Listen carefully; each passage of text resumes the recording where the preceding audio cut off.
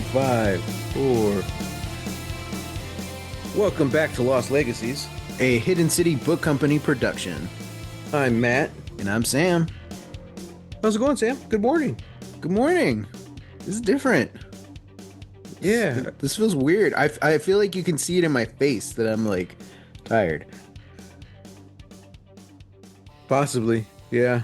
You drinking your coffee? You got your morning coffee? Yeah, I got my bean juice, you know. Yeah, my cup of mud. So yeah. Uh Watchers, listeners, welcome back. We typically record this in the evenings when I'm dead tired. But today, just scheduling wise, we had to record it in the morning. And I was just telling Sam, we just missed the rainstorms. It's been raining like all night, and I was considering pushing back or canceling recording today just because there's so much thunder. I'm like, and I was just like, yeah, you know what? Well, if we record it, we record it. You know, it's a new feature. adds to the ambiance, you know. Rain sounds with Lost Legacies. Yeah, exactly. um, I'm trying to see if there's like rainstorms or clouds or something in the little effects I have here on Zoom because Zoom keeps changing like every week. Yeah. Uh,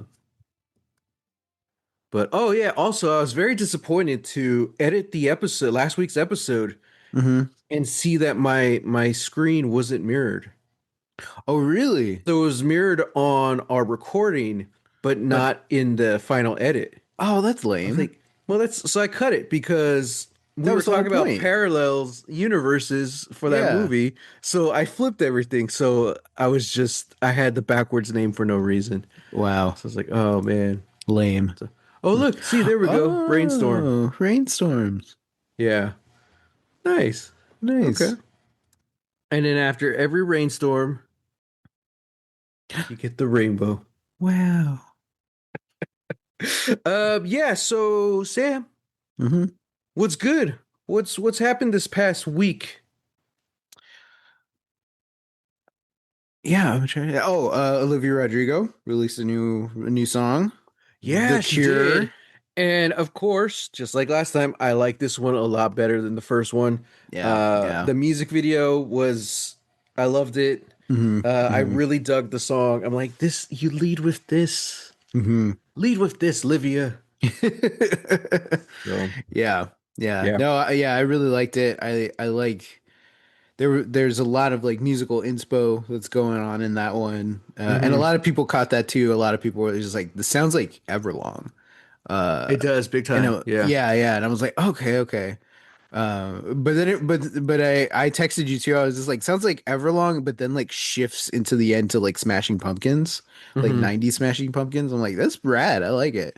She was saying it's her favorite song of the album. I'm like, okay, that's cool. Oh, wow. Kind of, this is what I was kind of hoping it sounded more because it still sounds like her, definitely sounds like her influences, inspirations, both. But also like I want something a little more rocking, a little more jamming, you know? And Yeah. the first song, Drop Dead, I believe it's called. It's good, but it reminds me more of the previous stuff. So Yeah.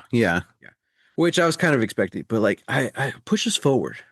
Keep moving forward. You know? Yeah. Well, it's just so interesting because like she's I don't know. We're in like this interesting era of music and music making where it's like we see the process almost like throughout. You know, it's like we can never really tell who's going to be big, you know, because I remember we had that conversation, you know, when Chapel released her album, you know, and you said you were just like, yeah, I listened to it, but I forgot about it. And then, you know, like a year later, it's topping all the charts. Yeah. You know, and I kind of feel like the same with Olivia Rodrigo, like Driver's License hit, and I was like, okay, like I don't know if this is if she's gonna be huge, you know, and now she is. So it is like this interesting thing where it's just like we kind of see just because of like social media and the way that music gets released now, we kind of we kind of follow sort of the creative process in a way that I think is different than any other era in music, like music Yes. making. Yes. So so yeah, so it is a little weird that, you know, I think you and I are both like, man, I really hope she's like she does this. I hope she gets more rocky. I hope she gets Hmm. more of this. And it's like there's not really a case for her to like do that. Sure. Yeah, like that first song, I'm like, yeah, this feels like Olivia Rodrigo. You know, it's about what I Yeah. was expecting. You know, I like we both want something different, but I don't think, not to say that she's not capable of it. It's just that like there's no Right. precedent, you know, Well, for her to do to change to pivot or anything. I'll agree with that to a certain extent, but also I think she is standing out from everyone else in her own way, and I think that's why uh, I've put this what's the word? Like I don't she doesn't know me. I'm like I put this pressure on her. But it's like I expectations. I have these expectations for her that I don't Sure. have for anyone else, you Yeah. know. Yeah. Um I'm not the biggest Sabrina Carpenter fan, and I wasn't a fan of her latest album. I think she Mm-hmm. has some great hits, but to me, she's just another pop star, you know? Mm-hmm. Whereas Olivia Rodrigo, everyone her age and everyone of like of her fame and caliber in the music industry making music in like that pop world, Olivia Rodrigo's the only one who I feel like has a chance of becoming a rock star, Mm, you yeah. know? Yeah. I can see And that. so I guess that's where my kind of expectations hit differently. And also we have friends who we've talked to and they said, hopefully this is better than her second album. Hang on a second. She's only had two albums, and I think the second one is a lot better than the first, Yeah. but it's all the same. I was like, yeah, the first one was written by a 17-year-old girl. The second one was written by a 19-year-old girl. So of course they're going to be similar. Yeah. Yeah. But you know, I'm going in with that in mind. I'm going in expecting more of Drop Dead, you know, Mm-hmm. and but I'm hoping for something more like The Cure.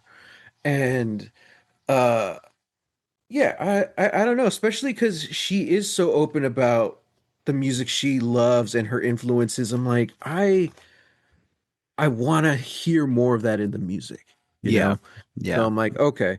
Um, Speaking of which, I'm a couple weeks behind because I don't really watch SNL, but at least recently, lately, for a few Mm-hmm. seasons. But I just watched the Olivia Rodrigo episode, and it was pretty good, dude. It was really rad.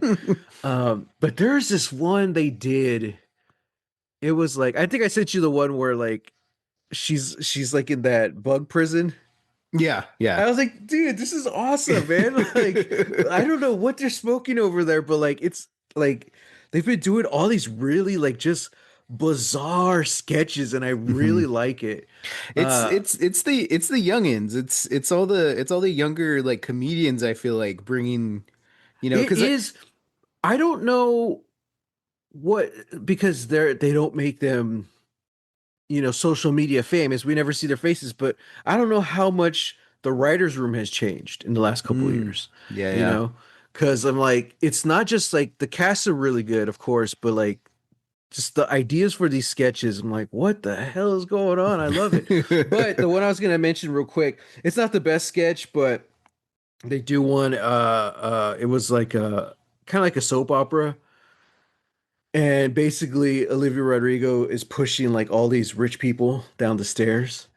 And the way they filmed it, I couldn't figure out how they film it because we see everyone falling down the stairs. Well, they must have heard my cries of confusion Mm-hmm. because they posted the behind the scenes Oh wow. of like the sketch run. Yeah. So, rehearsal. So it's a rehearsal. So there's some mistakes and things are a little different. But essentially, I was thinking like, do they have like the set on a gimbal? Because they've done that before for like musical guests. Yeah. They do it Inception style, which I don't remember if it was Halsey or Billie Eilish. It was a long time ago, but Yeah. like they literally had them walking up the walls and across the ceiling through the musical Oh, act. wow, wow, wow. So I was like, okay, I wonder they still have that in the background somewhere, but because the staircase scene looks so awesome. No, it was so much easier than that. They had the actors rolling around on the floor in one spot, and they had the background and like the stair, the banner and the stair, hmm both just rolling by them Oh, wow. as they rolled, as they were falling, quote unquote, falling downstairs. And I'm like, dude, that was so easy. And my mind was like, how did they do this? Did they have a gimbal? Blah blah blah. It was so much easier than that. I was like, wow, wow. Love that That's the magic simplicity. of filmmaking, Sam. Uh-huh. You know? Uh-huh. So I'll send you that sketch just so you can watch it. You're like, oh, okay, I see what he was saying. Yeah, But yeah. yeah. So I'm sure there was other trailers, other stuff. The Batman Lego game came out, Oh, rave reviews. yeah, yeah. I haven't played it. It's like $70. I didn't Dude, know I know. that. I was like, I know. damn.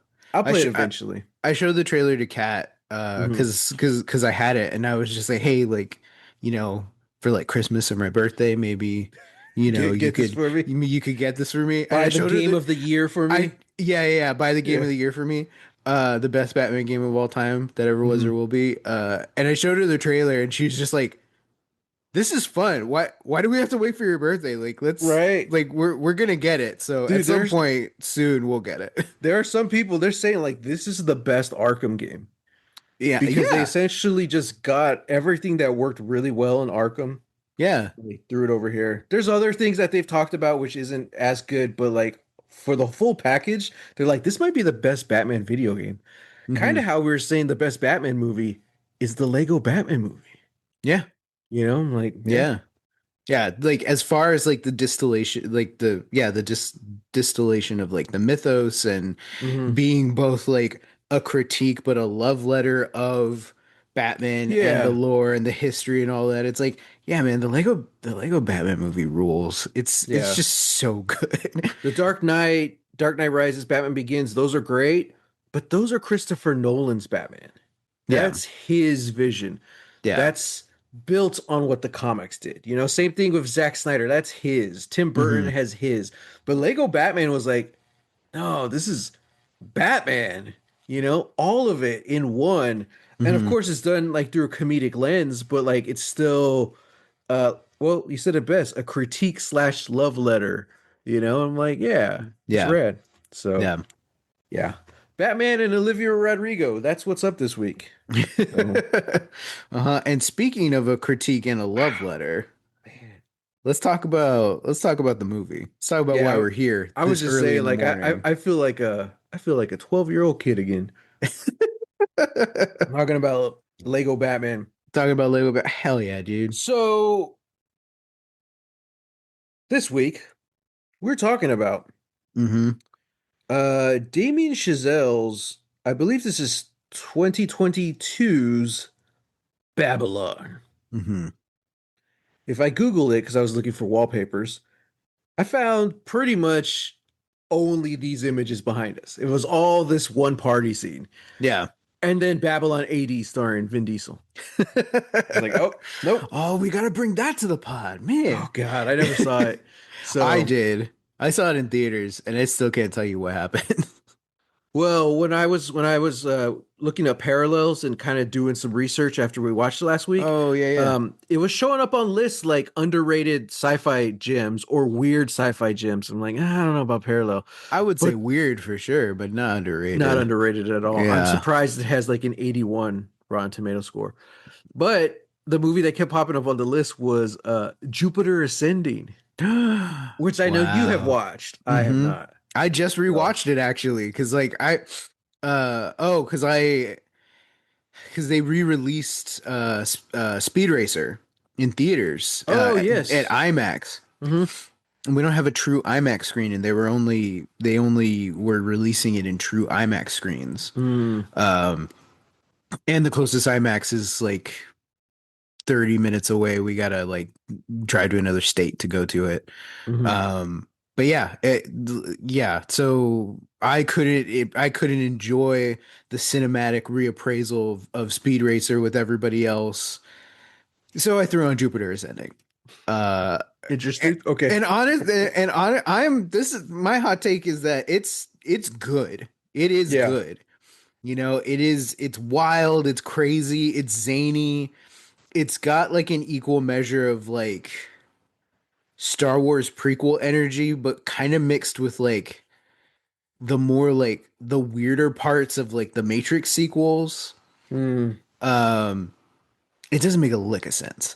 yeah. Uh, and also for my money, I don't think I don't think not to defend a white man, you know, on our podcast, but like let's not just throw Eddie Redmayne under the bus, all right? Because I think most of the cast in that movie is bad.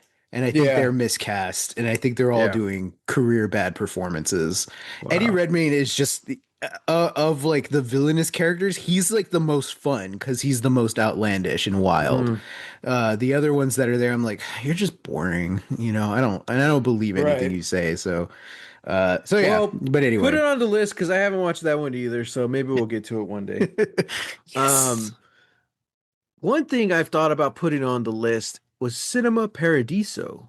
I remember loving that Ooh, movie. I've Man, never I seen saw it. it. It must be like 25 years at this point, but I Mm. absolutely love it. Just a pure, honest to goodness love letter to cinema. Yeah, yeah, yeah. I kind of feel like that's what they wanted to do here with Babylon, Mm-hmm. but they also wanted to say, but like, hey, this is the reality. This is how dark and dirty and gritty this industry is. Yeah. Which, as a whole, looking back on the movie, I can see. I think it did that job well. We, Oh, you for know, sure. we got the grim and dirty side of it. I would have liked to see more of the magic, Hmm. but yeah. Since this was on my list, you could go first. What were your thoughts on this movie? Hmm. I'm trying to be nice. Let's be nice for a second. Ooh, okay, okay. Uh,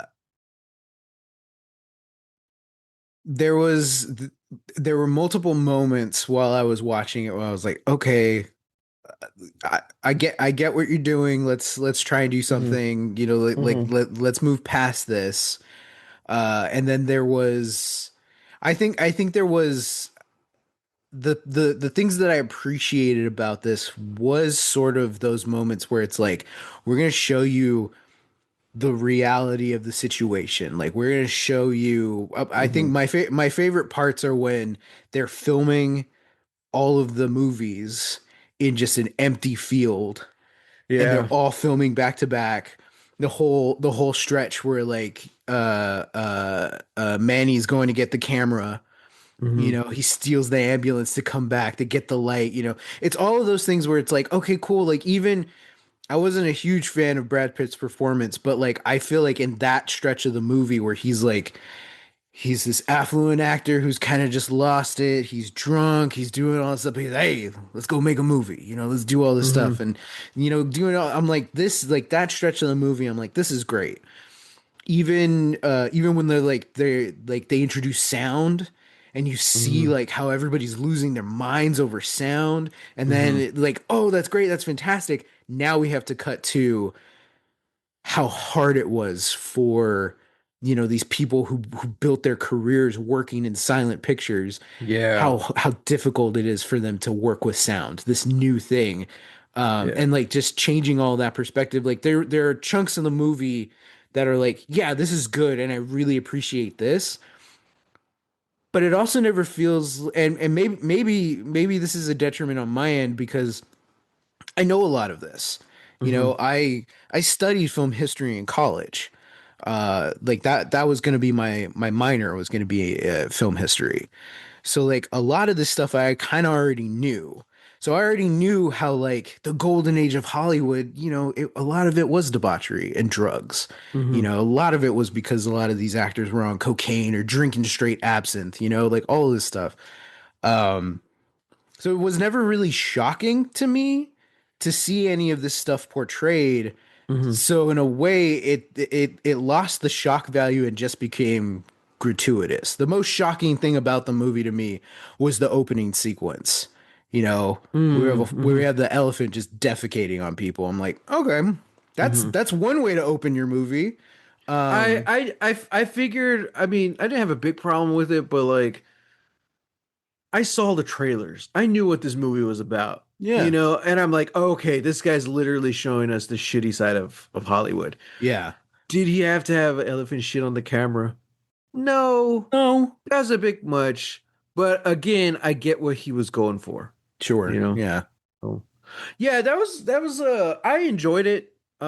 But at the end of the day, when the credits rolled, I was like, we didn't need all of that to tell a story. yeah, I feel like there was just a lot of extra. They really wanted to make this epic, this spectacle, hmm which it was. But the whole time I was thinking of, we talked about it a couple months ago when Brendan Lee Mulligan was talking about Akira Kurosawa and saying, if I don't stop and show you the rain, how will you know what violence is? mm, And that was my thinking with this. Like, this whole movie is just set pieces. It's just it's really filmed like an action sequence. This yeah, whole movie is just a giant action sequence. So I really appreciate when it stops and slows down. I'm like, hmm okay, cool. And honestly, I don't think it really stops for like an hour because you have little scenes between like Manny and Nelly, but hmm still there's music going on and it's kind of flowing into the rest of the party, which that's a whole other thing. I love that whole the whole party sequence and how all of these things are happening within the same party. I'm like, I dug it.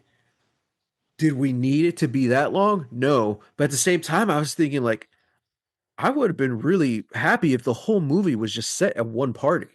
You have your whole story go through this one party. But but anyway, like the whole thing it was nonstop until I think they get to New York and they go to the sanitarium. Like yeah, that's the first time. I don't know, I might be wrong, but to me that's the first part where I noticed that there was no music, mm, which I think the music might be the best part of this movie. 100%. But that was like the first moment where I'm like, "Oh, okay, we're working with silence here. I like it." Hmm And then they use silence in unique ways as the film goes on after that. But yeah, it's just this movie didn't need to be 3 hours. hmm Uh I love the cinematography. I love the music. I enjoyed a lot of the acting. It's kind of funny because I was thinking Brad Pitt was my favorite role in this movie. mm, Uh but I think it's the I don't know if it's the directing that I have an issue with, but I feel like all of this was just it just feels like so much is so much we didn't need. Like you could have actually made your point without shoving it down our throat, which I hmm don't think it really does, but you still could have done all of that with less. hmm And I think in a movie like this, less is more. Yeah, I think at the very end, like that final montage, I'm just like, just end your damn movie already, dude. dude. Yeah, Like, yeah.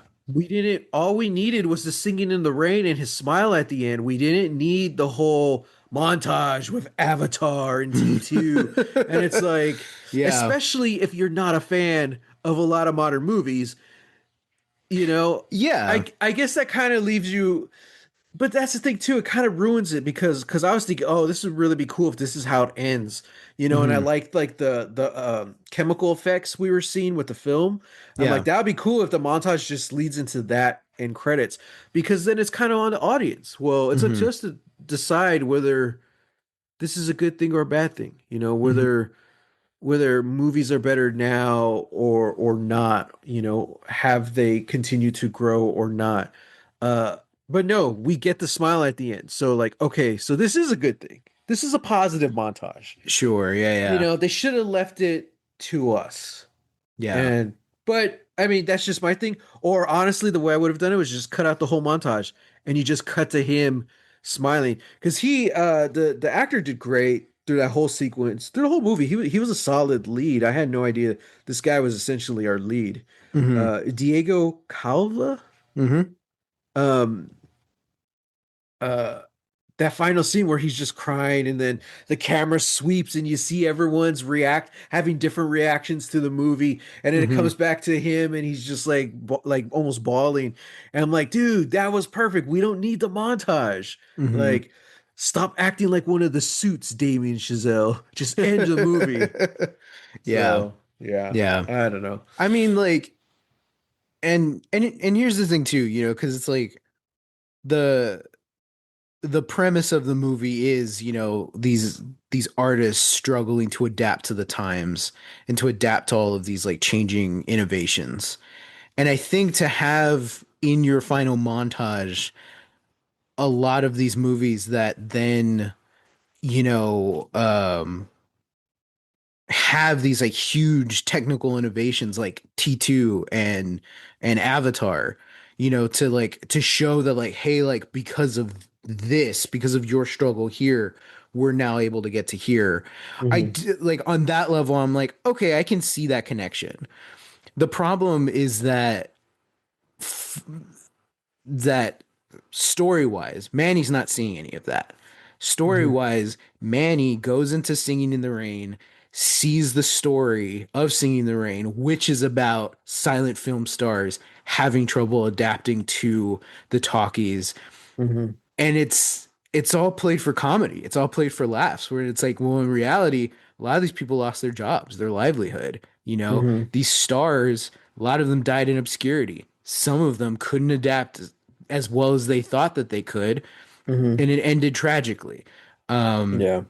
and also Manny is responsible for a lot of the regression uh that that came because of the talkies.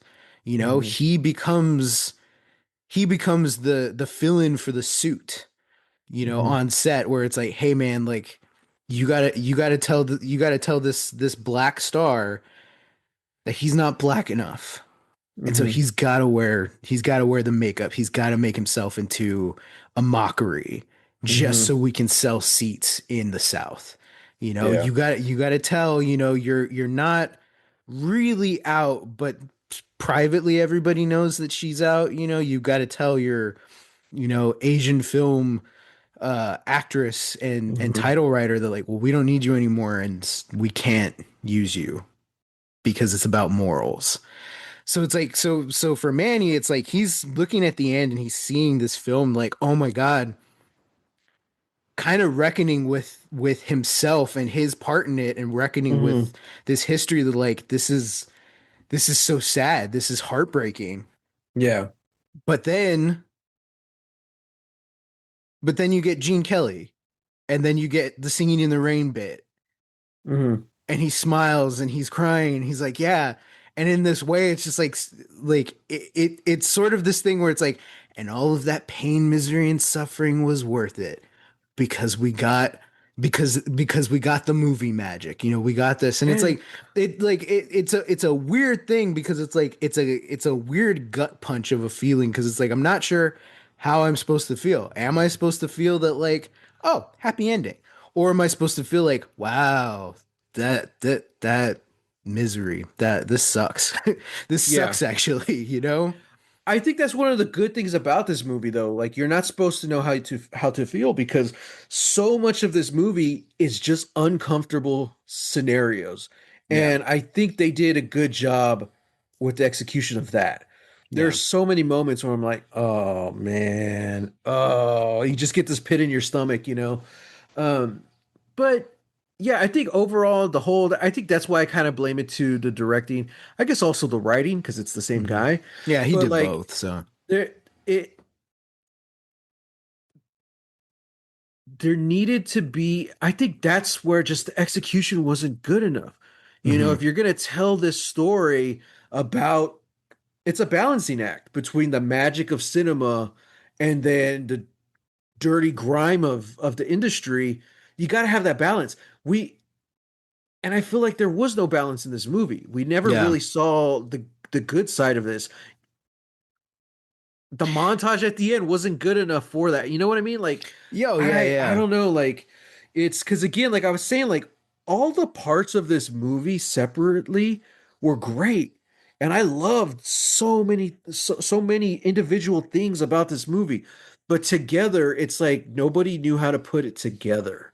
Yeah. You know, I mentioned this with Parallels as well. They didn't know how to make the picture. Hmm. And so I throw that on Damien Chazelle. It's Yeah, it is this thing where it's like I feel like you kind of throwing, another popular filmmaker under the bus, but it's like it's the Nolan problem. Nolan has an idea and has the technicality, in his head when he's writing his movie, but he doesn't know how to write characters. He doesn't know how to write dialogue. So sure. when you have a movie that's just Nolan, it's like Hmm. it's hard for me to feel because I'm just like, yeah, technically this is a masterpiece. Story wise though, I'm like, I kind of struggle to to latch on emotionally, and I kind of feel like, like, not to say that Chazelle has the same problem, but it's the same problem of that, like, I think you're very good at a specific thing, but when it comes to this thing that you're trying to do, you need another writer. You need Ooh, somebody else that's in the interesting. room, That's or it. That's interesting. something. Yeah. Um, that's a very interesting point. You know, and I mean, there's we don't know what his process is like. You know, we don't know who or if he has that group of people where he Hmm. can give his script to and be like, hey, what do you think? You know, Hmm. so this could be the age-old tale of like, no, this is mine. I wrote it, and this is how it's going to be. Or it Yeah. could have been committee. You know, like Del Toro talks about sending his films to Jim Cameron and all these other directors and how they're brutally honest with him. You Hmm. know, Hmm. uh, I don't know if Damien Chazelle has a support group like that. I think every filmmaker should. Um, but I there was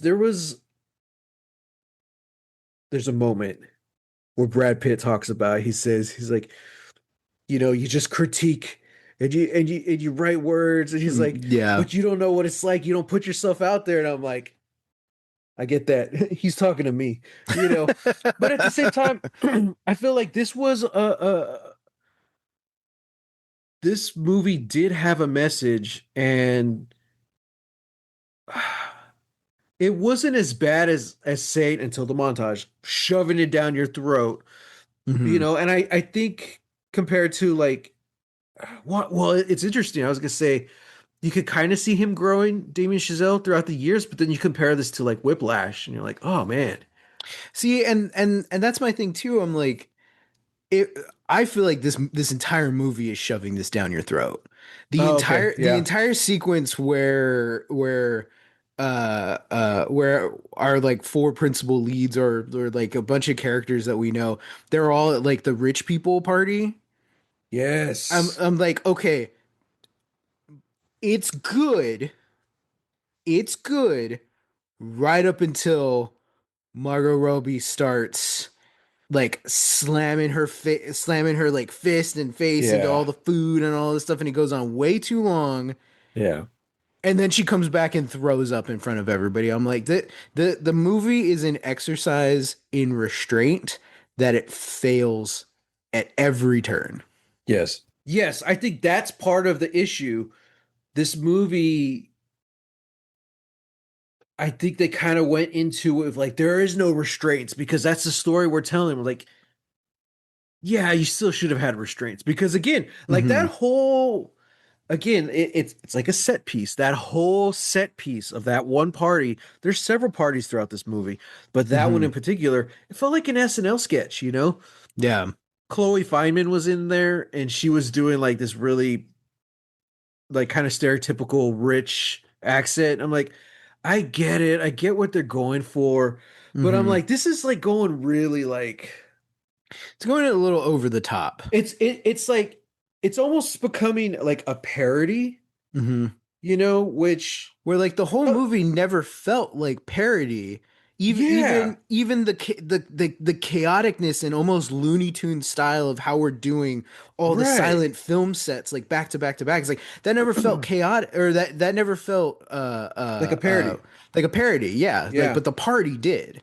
party Like the did. rich people party And the did. whole scene, like I like the scene where Nelly blows up at everyone. She finally breaks. I'm like, okay, cool. But then they eating the food stuff, and I'm like, oh my God. And it's so like there's nothing You unique. throw up on my rug, and There's then nothing yeah. unique or original about it. I'm like, "Ah, she's gonna go back in and throw up. Hmm.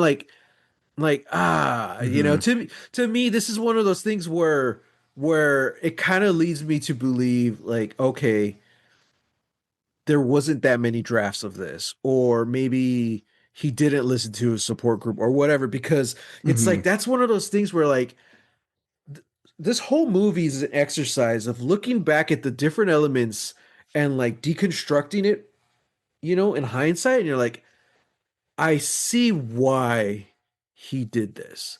I Yeah. see why this is in the movie or why this happened this way, but I don't think it had the effect that he was going for, that he wanted to do. I don't know. He might think this is the best thing he's ever done. Yeah. But there's so many things like that where I'm just like, I get why he did that, but Nelly walking off into the darkness, I thought was brilliant. Hmm. I was like, okay, because she kind of talks about that earlier, but then we see her obituary. I'm like, Hmm. oh. At first, I was like, oh, they kind of ruin it because we know how her story ends. Hmm. But thinking about it, backtracking, I was like, no, but that does fit with this world he's presenting us with. Hmm. Like, this is the real, you know, the Hollywood magic is fabricated from this dirty place. So I thought it would have been cool that we never actually know what happens to Nellie. But I'm like, no, that's not the reality. You know, they Hmm. found her dead at the age of 34. Accident. Yeah. I had to pause. I had to read it. Accidental overdose. You Oh, know, okay. and Okay. I'm I'm like, glad you did, okay, because by that point I was like, please yeah, just end. Just end this yeah. movie, please. So yeah, so like deconstructing the film, I can see why all these decisions were made, but those reasonings were never really met to success. I'm just like, okay, I think it was a lot of exercises and a lot of separate ideas that failed to get their points across, and it just kind of ended up a mess. Hmm. Um, there's a lot of it I enjoyed, a lot of it I didn't. A lot of it was just gratuitous. Hmm. Uh, There was a point. It was when they all drive out into the desert so that Nellie's dad can go fight the snake. yeah, And then Nellie gets bit by the snake, and everybody's freaking out. yeah. And then Lady Faye ends up going there and does the thing that like this is bullshit. This is the movies right here where she goes up to the snake bite and she starts Mhm. sucking out the venom and spitting it out. It's just like, Mm, no, you don't do that. Everybody knows that if you do that, you're just gonna get more poison in your mouth. Now two people are poisoned. yeah. Um, it was at that point that I paused the movie and I was like, okay, I need a bio break. And I looked at the time code and we were right in the middle of the movie. And I'm like, Dude, oh my God. I was exhausted and I paused Yeah. it an hour in, and I was like, what? It Yeah. was a scene after the sanitarium. I'm like, which is wild to say because like I said, I think that's the first time where the movie slows down, Yeah. in a good way. It slows down. I'm like, dude, we're still only an hour in. Yeah. I'm like, oh my God. But yeah, I could understand if you want to make a movie that was gratuitous. Okay. Hmm. You did that. I could understand if you want to make a movie that does make you feel uncomfortable. Check the Did box that. there. Yeah, for It's sure. like all these things are checking the boxes, but they never really blend together to make like a solid movie. And I'm like, Yeah. ah. Yeah. Also, a thing we have barely mentioned, Mr. Palmer and Lady Faye. I'm like, they're two side characters who Hmm. I thought like every scene, like I wanted to know more of them. Yeah. It's like holy crap, like I Margot Robbie, she did good, but like that character wasn't really anything unique about her, you know? Like Yeah. we could have had less Nelly and more of Faye and Palmer. Like that would have been interesting. Hmm. Um, I like how much what's the main guy's name in the movie? Manny. Manny. I like Yeah, how much Manuel. I like how he's no Sam. Manny. That's what he Oh, wants on the door. true. I like True. how he's the lead and I think the actor did a great job. Uh it's just every character here is just almost like what's the word? It's just very one dimensional, Yeah. you know? And I'm just like, "Oh, Hmm. okay." I would have liked to spend more time with Manny through like the middle of the film when he's actually going up the ladder and he's having to confront his own Hmm. beliefs and morals, you know? And I'm like, "Damn." But the problem is, we never got any of that in the beginning. You know, we get the scene with him and Nelly doing Hmm. coke and talking about their dreams, and I'm like, okay, that's cool. But like instantly, they use him to break up this forming union, Oh, which I'm yeah. like, oh, dude. Which uh, one is an uncomfortable situation because I'm Yeah. like, okay, they're getting the Mexican kid to do this. Hmm. But two, I thought it was a funny scene because he you just see him in the background shooting the gun. I was like, dude, that's pretty Yeah. funny. Yeah. But instantly, it's almost like a red flag. Like, oh, dude, like, okay, how far How is he far is he gonna willing to go? go? Yeah. Yeah. Um. So I would have loved to focus on that stuff. Like, Hmm. there's a lot of things happening in this movie, and I feel like not enough story. Yeah. I That, guess. like, I usually I'm usually able to like get enough out of a movie, Hmm. while at the same time being like, oh man, like it'd be cool if there was like a sequel or like a TV show that like explored more ideas that like I feel like they didn't really like get into, but like overall it's fine. Like Yeah. I can enjoy movies for what they are. Um this by the end of it, I was just like, I almost would have preferred if this was like a TV show, That's what I like a was thinking. limited series or something. Like, Hmm. yeah, like how cool would it be to like to have a movie like even if you have all of these characters who are kind of amalgamations of real people.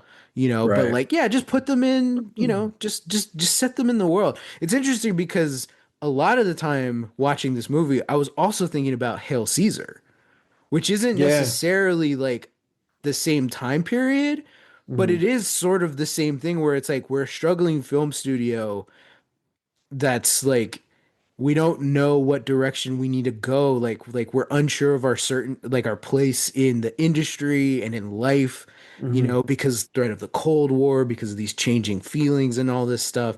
And I wasn't a huge fan of Hail Caesar, but Hmm. watching this movie made me really want to be like, maybe I need to go back and rewatch that, because like that Yeah. is also a love letter to that to that era of Hollywood, while also kind of being a critique of the studio system and how it treats Hmm. its actors and how it treats its politics. Whereas like this movie is very like on the nose, sort of the same, but it doesn't go in depth as I wanted it to. Yeah. Like the whole fact they have the big studio head, Don Wallace or Wallach. Hmm. I don't remember, but he's like this big studio head, and like anytime he comes in the room, everybody's like, oh, oh, like quiet. Like like I was unsure if this was also like a critique of like a Weinstein. But he never gave like a Weinstein like As feel. soon as he walked into frame, I think it was at one of the parties or premieres or something. Yeah. I was like, oh shit, is that? And I'm like, no, no, no, it's No, not him. no, But I thought no. I was like, dude, is that Weinstein? I was like, no way. You know, this movie's too recent. But like, he kind of, I think there was some kind of influence there. You know, even the way he wasn't exactly clean shaven. You Hmm. know, I'm just like, oh, Hmm. okay. It's just like his. It's kind of like when Hitchcock's like Silhouette comes in. silhouette pops up. I'm like, oh, that's Hitchcock. That's Yeah. kind of what I thought. I was like, is that? Oh God. I was like, Yeah, nope. I was scared for a second, Yeah. but yeah, like I all And that he to doesn't say, do anything in the movie, yeah, well, period. But especially to suggest any kind of connection. You know what I mean? I think yeah, it was one of those jump scares. You yeah, know, yeah, those very much for so. shock value. Yeah, like a lot of this movie. But Yeah. But yeah. yeah, I feel like this could have benefited from being like a limited series or something where we can focus on Each of maybe the do that because characters. I feel like there were a lot of characters that I'm like, "Oh, I would love to focus on you, but we Yeah. are telling a sort of ensemble story." But I Yeah. think it would have been interesting to like focus on, hey, very first episode, we're gonna focus on Manny. Second episode, we'll focus on Yeah. Nelly. Third episode, we'll focus on, you know, Lady Faye or something. And Hmm. then like have that go on. All the characters are still there, but those characters get the focal. Because I thought that was Yeah. really cool how like Lady Faye shows up and she's so miraculous and, you know, Hmm. beautiful and mysterious, queer, which is something that a lot of people don't always associate with this era, and Yeah. very open, and everybody's accepting of it and like into Yeah. it. And then when we cut back, you know, to the morning, it's like, oh, she's working in like her parents' like linen shop or Yeah. clothing shop. I'm like, oh, that's cool. That's the Hmm. thing that I would love to focus on, like these stars who have this persona but Yeah. have to do have to do the day job because, well, you're not white. You're not white and you're not a Yeah. man, you know? So like Yeah. you still have to do this thing, you know? And by comparison, you have Brad Pitt who's like still drunk, you know, in the throes of a brand new divorce, you know, sleeping Hmm. until, you know, 11 or whatever, and then pops up and is just like, all right, time to go make a movie. It's like that. Well, that's your Yeah. life, you know. It's like I Yeah. love the dichotomy of that, you know. So Yeah. it would have been cool to like go deeper into those dichotomies. Yeah. I love the heartbreak and like the whole last third of the movie, you know, just Hmm. you get some deaths, you get some suicides, but also just the idea of like kind of having this little magical world that's gone, you know. Yeah. I'm like, oh, it was kind of reminding me of the beach. I love that last scene with Conrad and Lady Faye, and where he's basically saying he's like, I had a hell of a run, didn't I? Hmm. And it reminds me of the end of the beach, you know. It's just like we had paradise and we lost it, and now what do we do, you know? Hmm. Um, yeah, I don't know, man. Like the idea of you see, that's another thing. We never really saw Palmer and Manny together. They had like one little scene, but like I wanted to see if there was a friendship there. So when Hmm. he asks him to put on the makeup, it is more of a betrayal, you Hmm. know? But yeah, so I don't know. You know, like I I wanted to feel more of that impact of having Lady Faye leave and having Palmer go back to the music, but they're not in the movie enough to really have to give that impact. It's great Yeah. character moments for them, but for the audience, it's just like, okay, they're just in this movie a little bit, you know? Yeah. So you And know, it's just like, let's go back to Margot Robbie doing more coke, you know, yeah. doing And acting crazy and that's my frenetic, thing you know. with the character of Nellie too. Like, I feel like Terribly written. Just terribly written. I saw what they're trying to do, but like also this nothing new here. Like I yeah. would have actually preferred like in the end where Manny's at the theater and he's watching the movie about the actress who can't she doesn't have the right voice for it. And they keep saying that Nelly hat sounds like a donkey. I'm like, does it sounds fine to me. You know, like Yeah. I would have been more interested to see something like that. Like folk like the issue with isn't that Nelly's this wild child. No, like what if it's legitimately about someone who can't adapt, you know? Yeah. And we never really they kind of hinted at that with Conrad, but we never really get that. Like Yeah. I Yeah. wanted Like, to go into that. yeah, that's Instead they're like, "Oh, she has gambling problems." So that we're going to introduce this whole thing with you know, Toby Maguire's character which I'm like, I get I get it, and I get wanting to put that in the movie and having this whole dark underground. I Hmm. get that, but we didn't have to do this whole the mob is after a storyline type thing. Like I don't know if they just needed an ending or what. It is like, yeah, it is interesting because it is weird how it's weird how that gets brought up. Now I know we're kind of in the minority because I think a lot of people generally liked this movie. Um, Really? You think so? at least when I looked on my letterbox, it was like Oh. 4.5, 5 stars, like almost down the board. Well, And I I was think like, only all people right.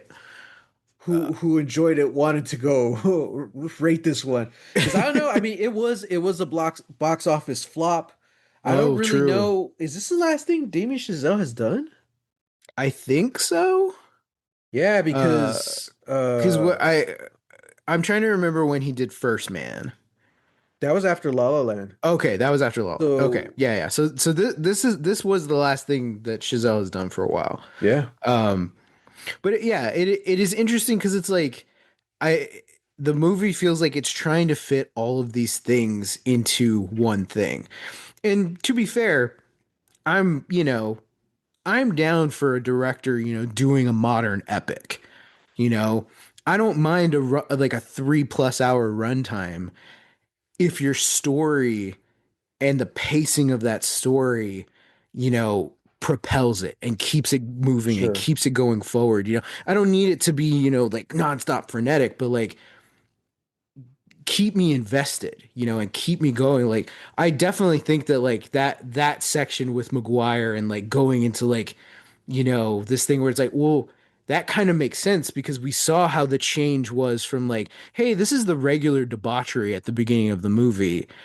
Hmm. And now we all have to kind of like do parodies of ourselves in front of these rich people.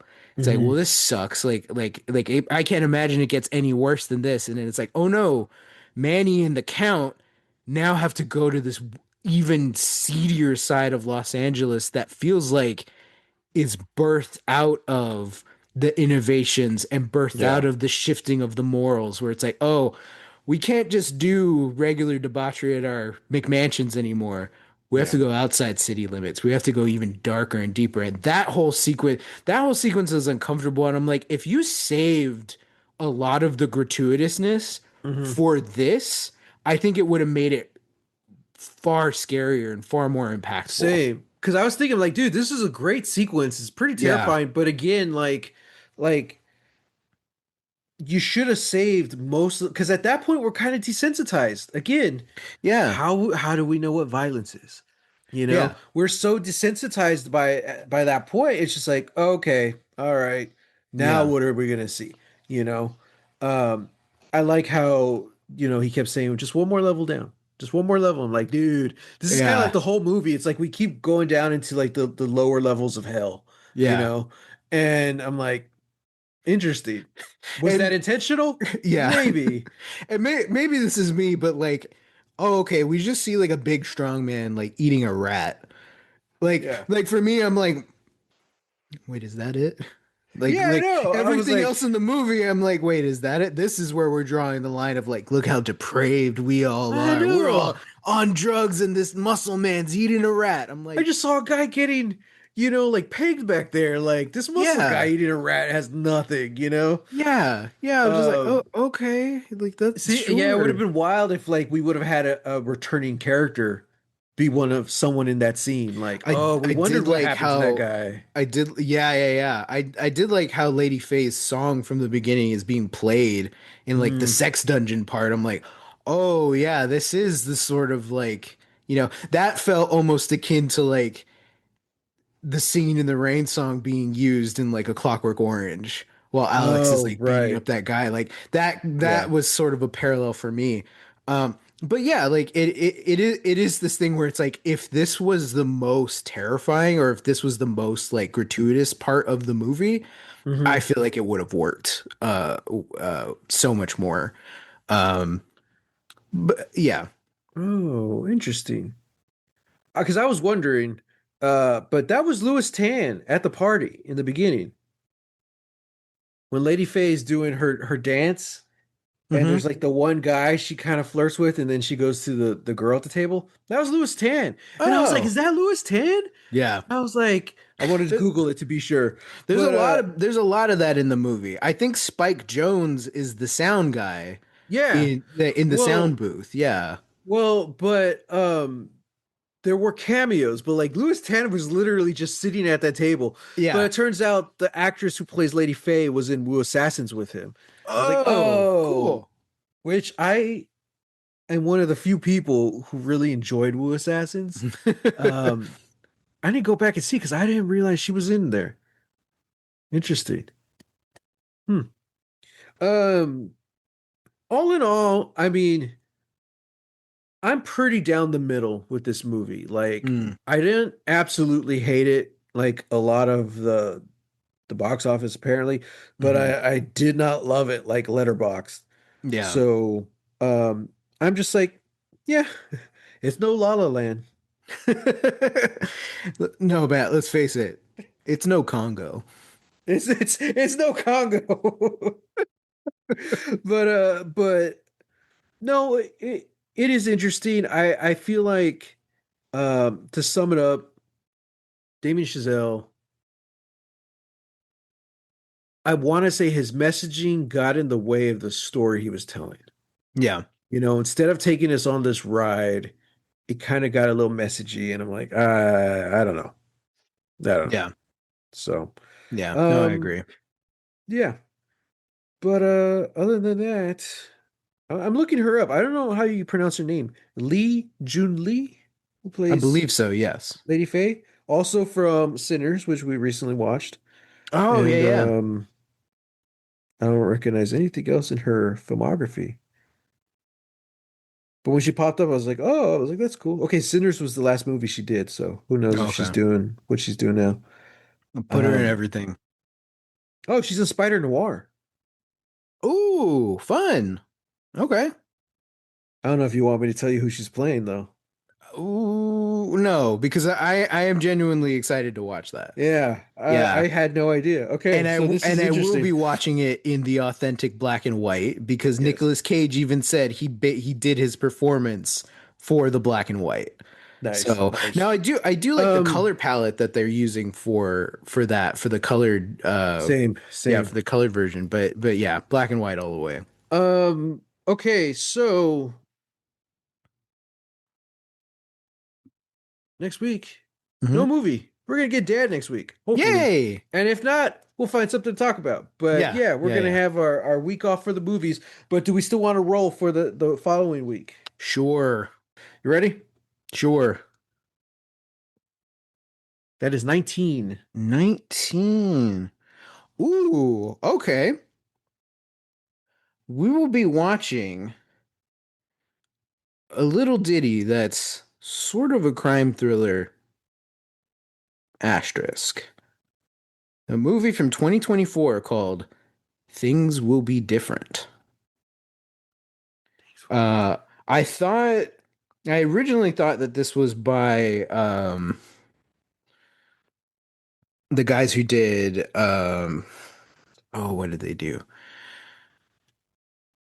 I'm blanking on all the movies that they've done. I thought it was by the guys who like did a lot of kind of like indie lower budget horror movies. Justin Benson and Aaron Moorhead. I thought they directed this movie. They did executive produce this movie. Oh, they did Spring, The Endless, Synchronic. They also worked on, I believe, I think they did a few episodes of Marvel's Moon Knight, but they also did Daredevil Born All Again. right, so they're the ones who did this? They are producing it.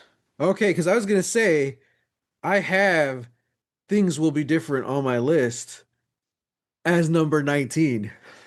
Oh, really? Oh, and from what I've heard about What this a movie, twist! it's a mind-blowing movie. Yeah, yeah. So that's I bel exciting. I believe this movie. The last time I checked, this was on Hulu, so I believe it's also on Disney Plus. And then I'm sure you can Mhm. also pay for it, buy it, rent it, This anywhere. was one of the movies that was kind of I guess inspiration for this year of the pod. I'm like, I just want to watch some weird sci-fi stuff. Same. And this was one of the first ones. Initially my list was alphabetical order, 1 through 20. So this is number 19. But Yeah. now as movies have moved off the list, it's not alphabetized anymore. Yeah, But, same.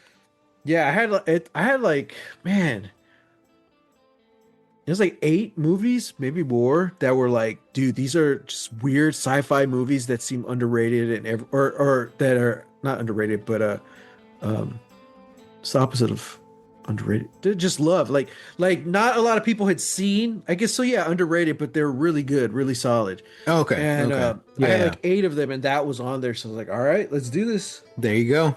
So I feel like we made it, Sam. We're almost in June, and we're finally getting into why we do this podcast. Hell yeah, hitting our stride. Yeah, the funky sci-fi. So, all right, everyone. Next week, Dad. Hopefully, and then the week after, things will be different. Everyone, hit us up. Hashtag Lost Legacies or Lost Legacies Podcast at gmail.com. Send us questions. Whatever, thoughts, questions, opinions, comments, concerns. Yeah, let us know what you thought about Babylon. Yeah. And then other than that, we'll see you next week. Until then, get lost.